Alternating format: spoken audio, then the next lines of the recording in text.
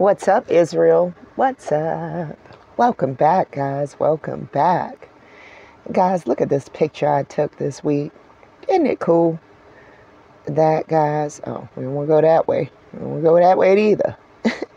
That, guys, is a cactus blooming right here in the desert, guys. It's always a beautiful sight to me to see the thorny, texture of that cactus that you can't touch with those pretty delicate flowers. Such a contrast, guys. I love it. I love living out here, and I love when the spring comes. This year especially, it looks real green out in this desert this year, guys. Yeah, it does. Guys, I want to show y'all a picture of something. Do y'all know what that is? That, guys, is the white buffalo calf woman. I personally been looking up some prophecies concerning sacred pipes. Right, guys? I have been looking up prophecies concerning these rainbows. And look at that, guys. That's called a medicine wheel. In that medicine wheel, you see 4 corners. Right, guys? Some will say a tav. You see a white buffalo, guys. They said that that was the indicator that mother was returning. What do you know, guys? Well, we know that some of these folks married in. So why wouldn't they know some of our stories of things to come, right? They call it the white buffalo, the prayer cloth of many colors. Don't this sound like Joseph's coat of many colors, guys? Doesn't that rainbow, his strength abode? That bow, guys. A lot of this is reminding me of Joseph, guys, and I'm going to tell y'all why. It says the sacred buffalo robe in 4 directions, the promise of the rainbow. Are these people waiting on something too, guys? What are these prophecies that tell them that people are going to grow their hair? That some of them won't make it because of the fire water. When I read that, guys, it struck a nerve for me. I lost 3 people to the fire water. My mother, my father, and my son. Yeah, guys. I lost them all to either alcohol or substances. And according to their prophecies, a lot of us will be lost like that. Guys, these prophecies are hitting home.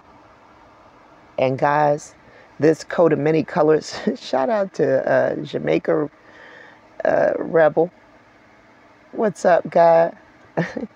Had to put the phone on Do Not Disturb, so you got a shout out. You deserve a shout out anyway. Always encouraging, brother. Yeah, guys, these prophecies, guys, we can tell what's going on here. We call it mother returning.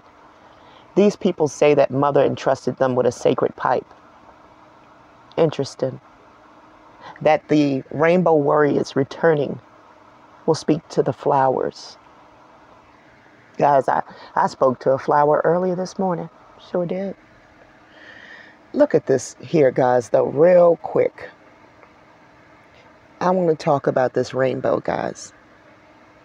I want to talk about the rainbow. That was, it was said of Joseph, right? And I told y'all, guys, that rainbow goes back to Noah. It goes back to Noah in the everlasting covenant, guys, right? It says about Joseph, may the Lord bless his land. Right, guys? So we can tell something about his land. That's why we came here. With the precious dew from heaven above. And with the deep waters that lie below. Guys, do you know the largest aquifer in the world is here? Well, it was. Yeah, the Ogallala Aquifer. That is the deep water that is promised to Joseph. So we can cut the bullshit. We know damn well where Joseph's land is at. because of this verse right here. The deep waters, the dew from heaven. Do you know what they did with this dew from heaven, guys? They exploited it till it's damn near no more. Do you know that there are people saying that this area was a sacrificed area? I'm going to show y'all that next week. That the Four Corners was a sacrificed area. It is a man-made desert because of the exploitation of the resources here. So we know where Joseph's land is at. Because we know where the oil is and we know where the water is. Okay? So we know it was in the Americas. All of the bullshit can stop now. Check this out.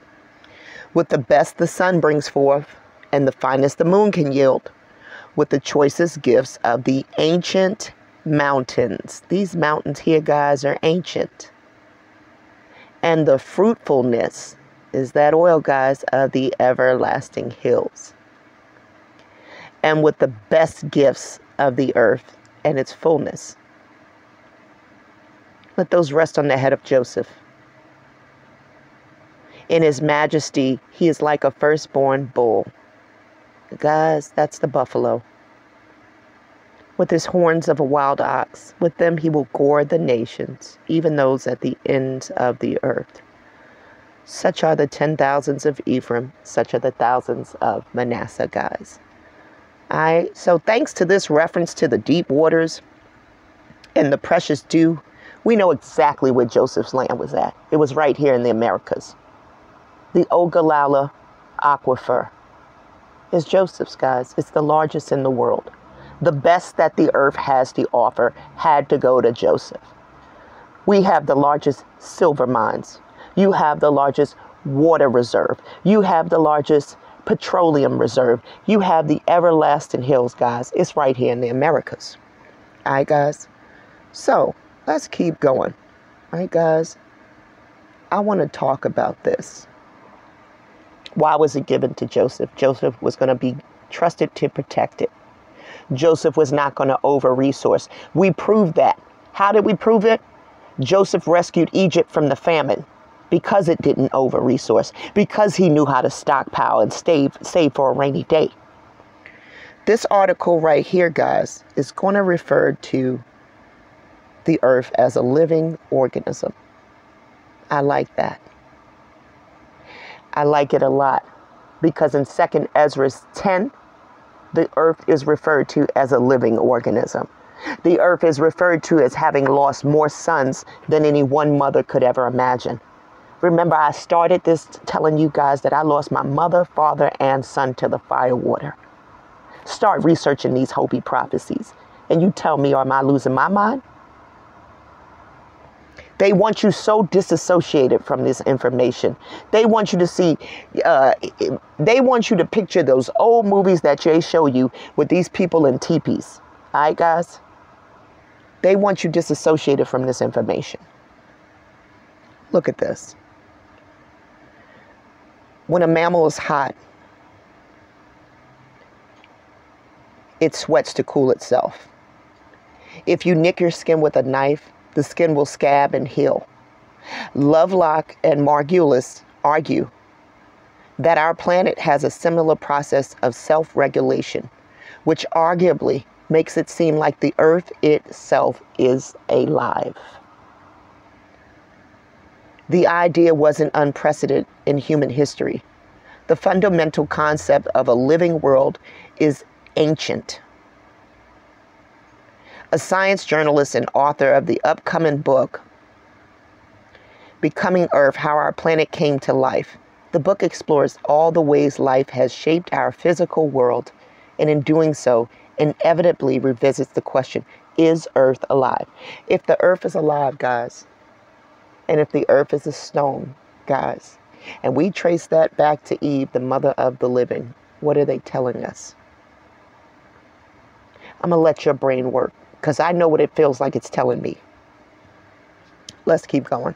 So these two scientists right here, Lovelock and Margulis, called the idea the Gaia hypothesis. named after the ancient Greek goddess of the earth. Okay, that's their doing, not mine. All right.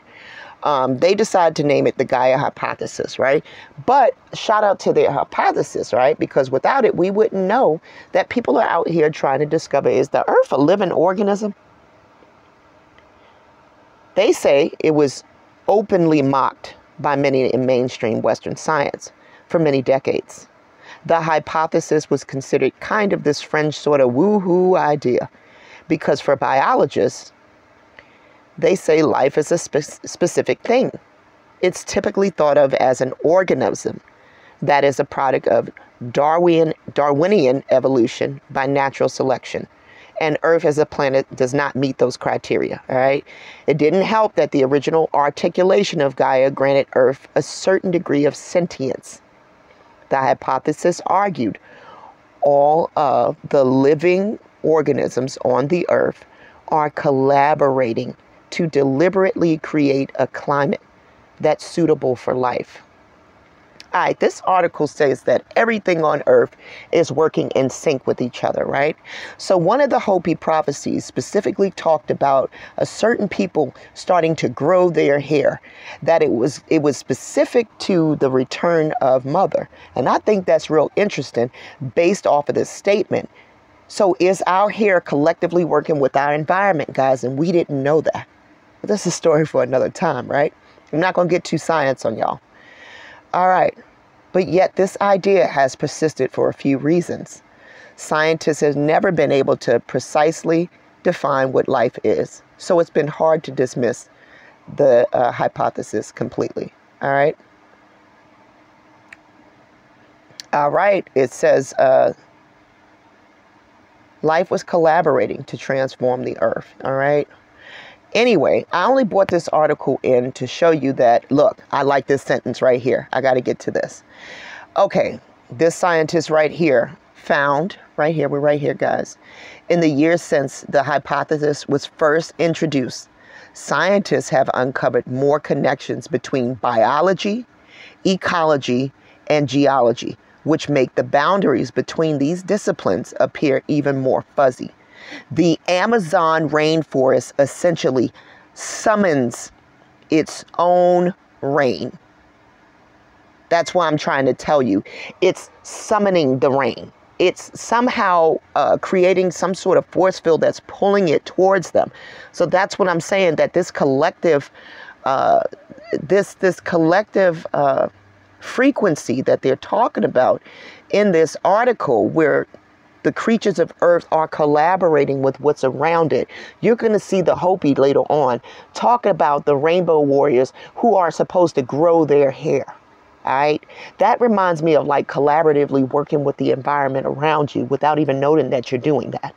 All right, guys, watch. The Earth is a living organism according to these people, right? So check this out. Let's talk about this. If the Earth is a living organism. 2025 is the point of no returning. Indigenous elders warn. Now they come together for the coming disaster and destruction, right, of this group of people by his own hand with his own progressive advanced technological devices. I don't believe it's by his own hand, guys. Remember, I showed you that Judah allowed these people in here, that only the American Indian can avert. Now the time is near, and it's only this person, they say, who knows the cure. It is only this person, they say, who can stop this plague. And this time, the invisible will be visible.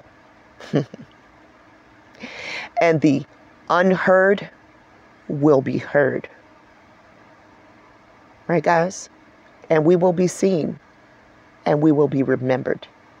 This is what an Iroquois lady says. Because, see, she getting her history all convoluted with everybody else's, right? All right. It says the world ransacked to its utmost end, and all its heights stripped and gathered of their flowers hold no more.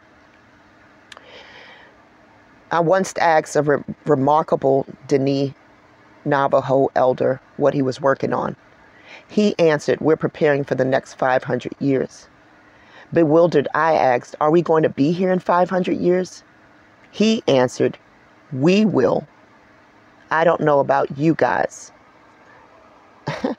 The Dene people live by a cosmology that honors the earth. In the modern world, we have a marketplace that runs our world through machines. The two have nothing in common, all right? It says the mass majority of people who lived in the Southwest never looked under the hood of what the land is telling them. To have a home, drive to school, and make a living somehow seems to be enough. It is living only on the surface of things. All right?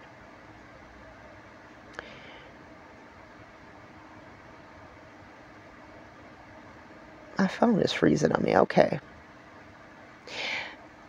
I want to get to this seed of beauty thing, guys, because this reminds me of the seed of beauty having left Shebna. Shebna was the last seed of beauty, guys, and that was an Israelite belief that we had a judge named Shebna, who I believe was a woman who was the seed of beauty. You'll see what I'm talking about later on. We're going to get to Shebna. One of Leon's missions in his lifetime was to disseminate Navajo knowledge to physicists and scientists, especially those who would listen, which was not easy. He knew that a way of life was coming to an end. He knew that the civilization was coming to a close. What he didn't know, what I certainly could not fathom, was how accelerated the earth changes were going to be. The circle of life. The technological society started to break down, has now grown into the shape of a square or rectangle. Square homes, offices, computers, cell phones, TVs, and lots of bureaucracies on squares or rectangles. Remember those lots we talked about they were selling? The circle of life has literally been amputated. For Leon, myth is the basis of understanding reality. The Greek, maybe Creek, were not mere fiction. In the West, we have forgotten how to honor the gods, they're saying, right? No, there's no gods. There were people who had authority, all right? The Kachina for the Navajo are representation of the element and the key concept of beauty. The seed of beauty, guys. Shebna, is this the one and the same? Is this person that they're speaking of, the Kachina, Shebna, the seed of beauty? That's in our Torah, guys. This is where they say mother left. All right. Beauty, that is at the center of the cosmos, how it endures and acts in the world, its sacred, physical, enduring way. Beauty, which can also mean emptiness and also cosmic energy. All right. All right. These people are going to get into what seems like, you know, hocus pocus probably to some folks. Like, what are they talking about? But you're going to start seeing what I'm talking about, where some things seem to parallel. All right, guys. Let me get down to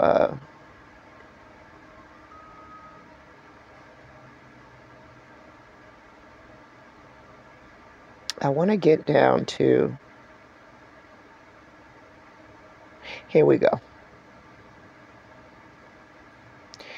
A Cherokee, right, said that these words need to be heeded before 2025.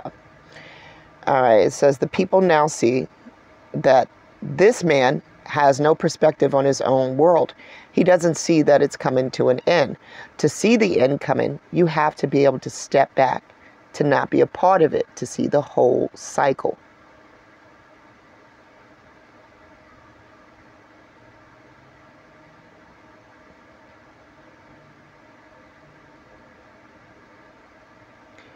Yeah, guys, I just want to show you that these people right here are saying that if we don't protect the earth, and remember what I showed you guys with these keystone pipelines, guys, it is damaging the earth, right?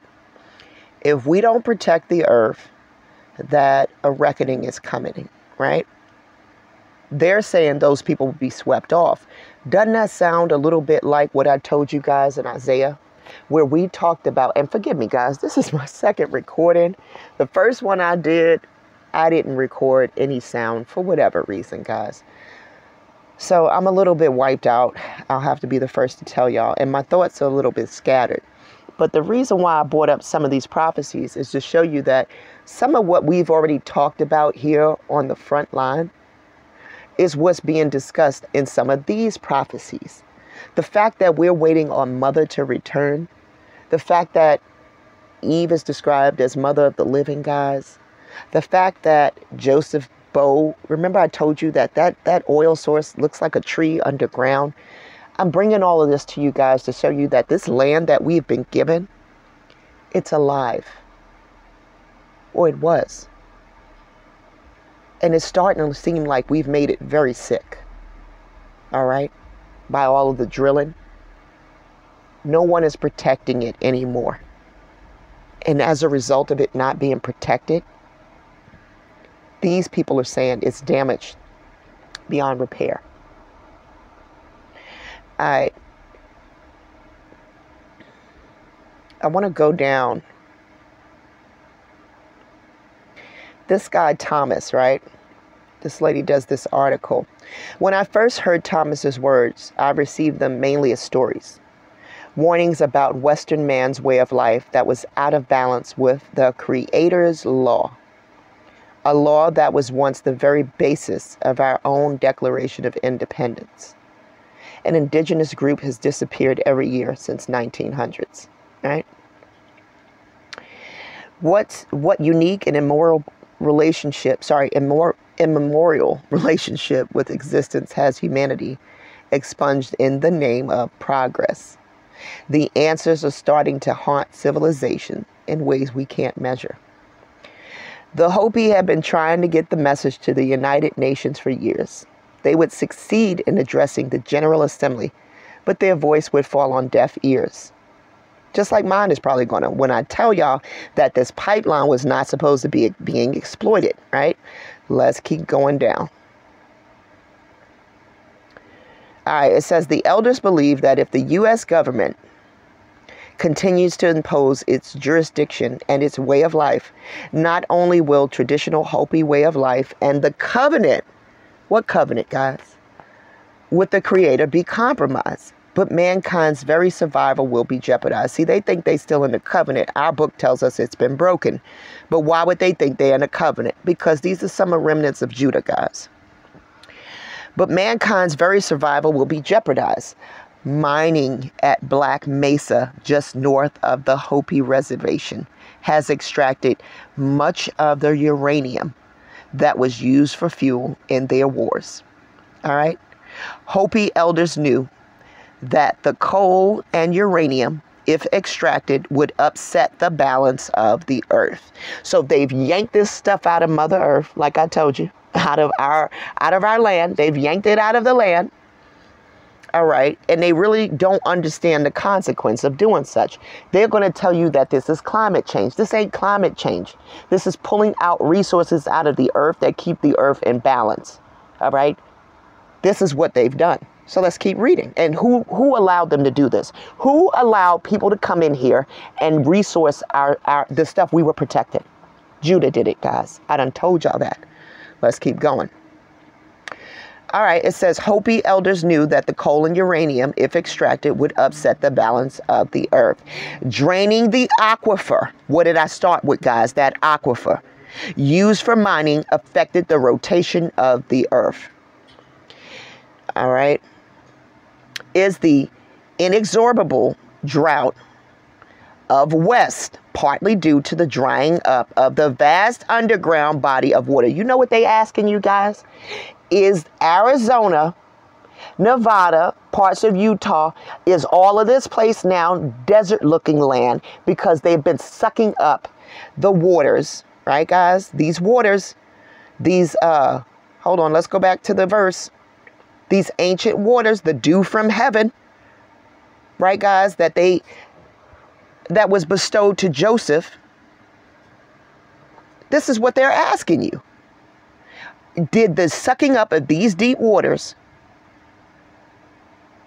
cause this land to look as dry as it is?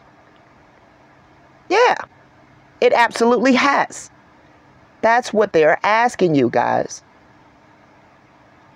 Has the over-researching of this area caused this land to look like a desert land? I do believe.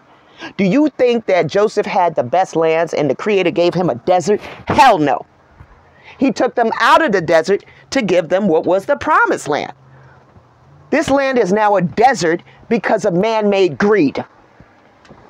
We now live on a desert. The Creator didn't give Joseph no desert to start out with. We live in a desert now because they've sucked up all of the water.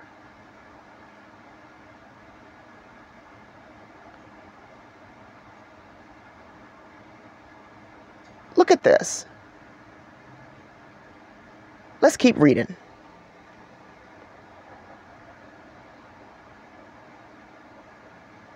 Here we go.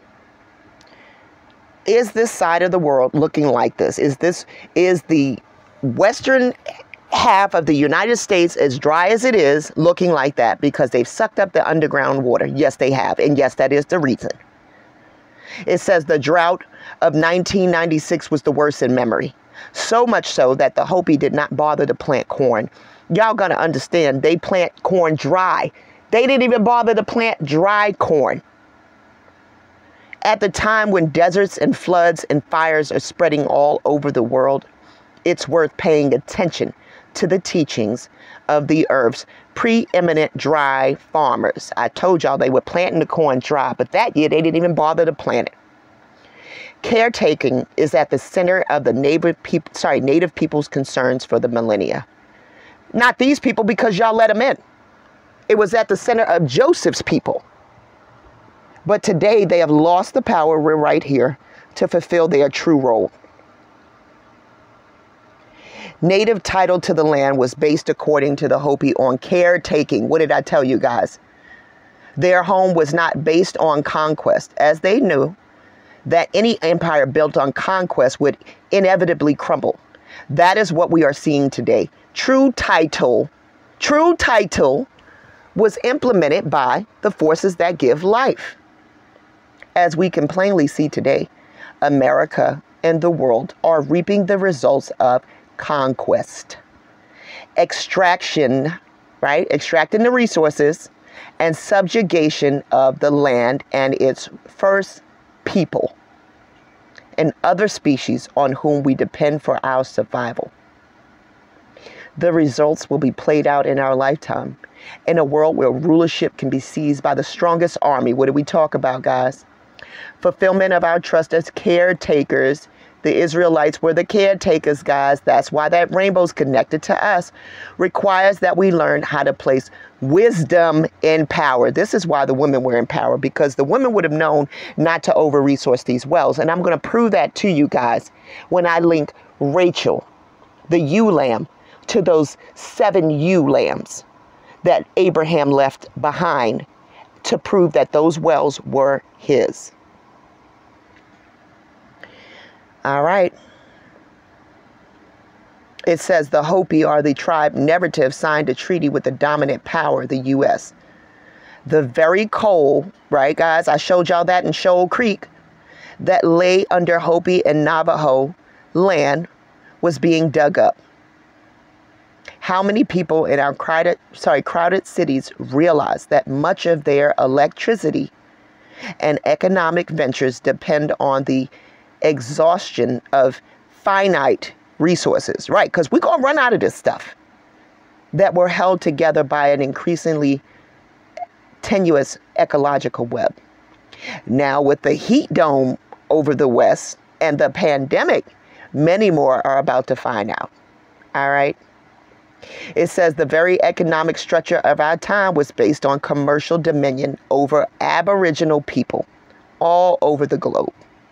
The tens of millions of gallons of water used to slurry coal came from the aquifer. Didn't I tell y'all that, guys? Didn't I tell y'all that this is a man-made epidemic? That Judah allowed them to come in and over-resource and steal up everything that was in our land. And now we have empty land underneath of us that's crumbling because all of the nutrients have been drawn out of the soil. This was the waters of the deep. This was the dew of heaven. The Ogallala Aquifer is not far away, stretching from New Mexico all the way to South Dakota. This was your portals that you were supposed to be protecting. But it's also been drying up with imponderable repercussions for the future of agriculture and the entire breadbasket of America. How long will it be before America has famines? Another Dust Bowl. The Hopi prophecies state that we are about to enter the fifth world, the time of plenty, when there was enough food and water and resources for everyone to come to an end, precisely because governments around the world have abrogated native title. There you go.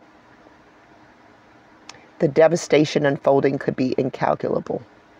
Few elders will be left to teach anyone how to talk with the clouds, or what it means in terms of geophysics and the earth changes ahead. Oh yeah, guys. So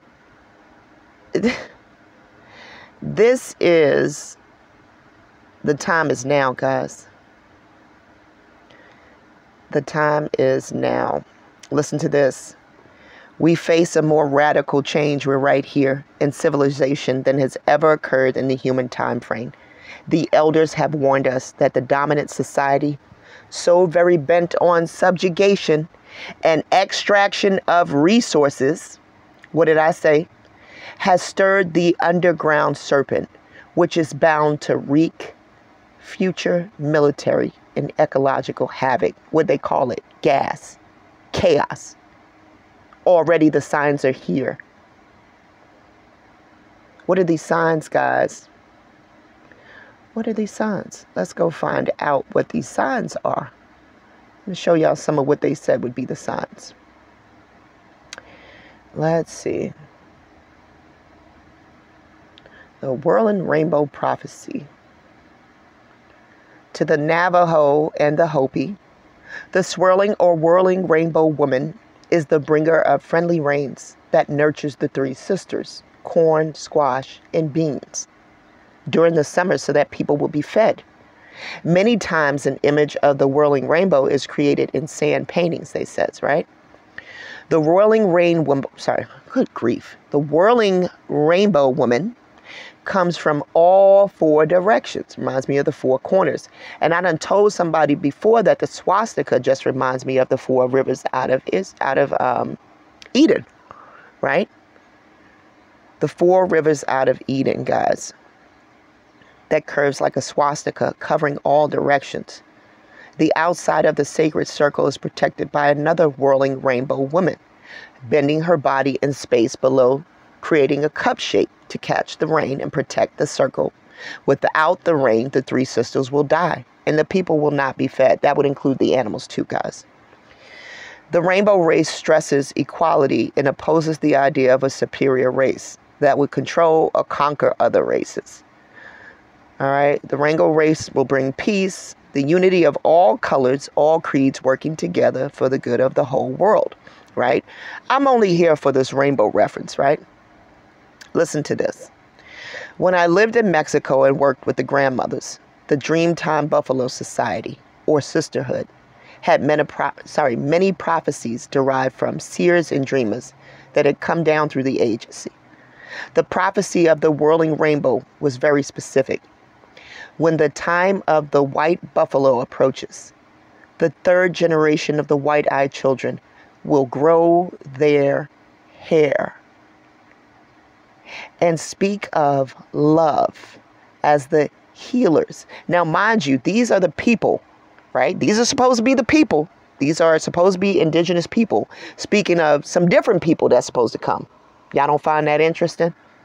Why aren't they speaking of their people that are supposed to come? But they say some other people are going to come and grow their hair, and that these people will be the healers of the children of the earth.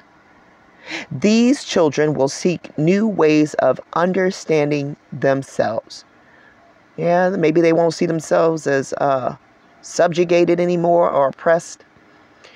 They will wear feathers and beads and paint their faces. They will seek the elders of the red race and drink of their wisdom. These white-eyed children, now remember, the other people's eyes are red, aren't they, in the Torah, drunk off of the wine?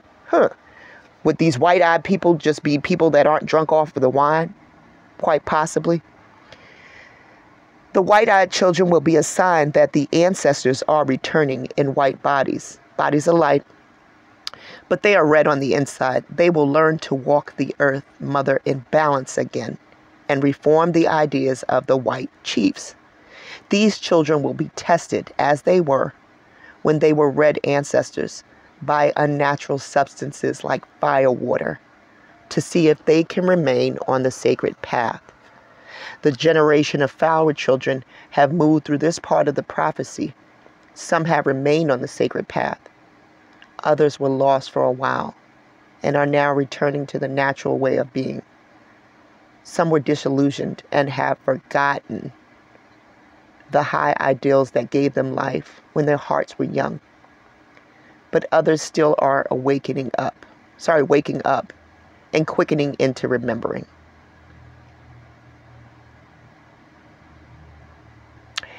You know, it's saying that these people will, look at this, I like this one, the sun dogs. She says, I wanted to know details right here. I was 22 and very impatient, but I kept silent. So she would. The whirling rainbow will appear in the form of a sundog to those who are ready to see. The sundog is a full rainbow circle around the sun that has bright white lights at the 4 directions. Now remember, I took a picture of a sundog a few months back, guys, and it does have the cross in the middle. It looks like a cross is in the middle if you get it just right. The sundog is a rare natural phenomenon that was named by Native Americans. The name is now used by scientists. Many sundogs will be seen around the time of the white buffalo, which will be the sky language sign that the secret and sacred teachings are to be shared with all races. Enough of the children of the earth will be awakened to carry the responsibility of teaching and the healing process. All right? It's saying these people are going to wake up to the fact that they know that this place needs to be healed, that the damage that has been done to the land is going to require healing. Now, check out this last prophecy by this guy, Chief Orville, right? Check this out, guys. That coat of many colors in that rainbow, boy. Chief Orville Looking Horse asks, we pray to stop the bleeding. I was in New Orleans recently, arriving shortly after the oil catastrophe. Spill is hardly an adequate word. Even though officials said they didn't know how bad the damage would be, every Louisianan I spoke to had little doubt, and the horror showed in their faces. My heart breaks, as I'm sure yours does. I'm angry, as I'm sure you are. Please read this request from Chief Orville Looking Horse, 19th generation keeper of the sacred white buffalo calf pipe, all right, of the Wallacota Nation, all right. They say the buffalo calf lady left them the sacred pipe, right, guys? Let's keep going. All right, let's see what Chief Orville Looking Horse wanted to tell the people. My relatives, time has come to speak to the hearts of our nation and to their leaders. I ask you this from the bottom of my heart, to come together from the spirit of your nation in prayer. We from the heart of Turtle Island have a great message for the world. We're guided to speak from all the white animals showing their sacred color, from which have been signs for us to pray for the sacred life of all things. As I'm sending this message to you, many animal nations are being threatened. Those that swim, those that crawl, those that fly, and the plant nations. Eventually, all will be affected from the oil disaster in the Gulf. All right? The dangers we are faced with at this time are not of spirit. The catastrophe that has happened with the oil spill, which looks like the bleeding of Grandmother Earth, is made by human mistakes. Mistakes that we can't afford to continue to make. All right? Let's keep going.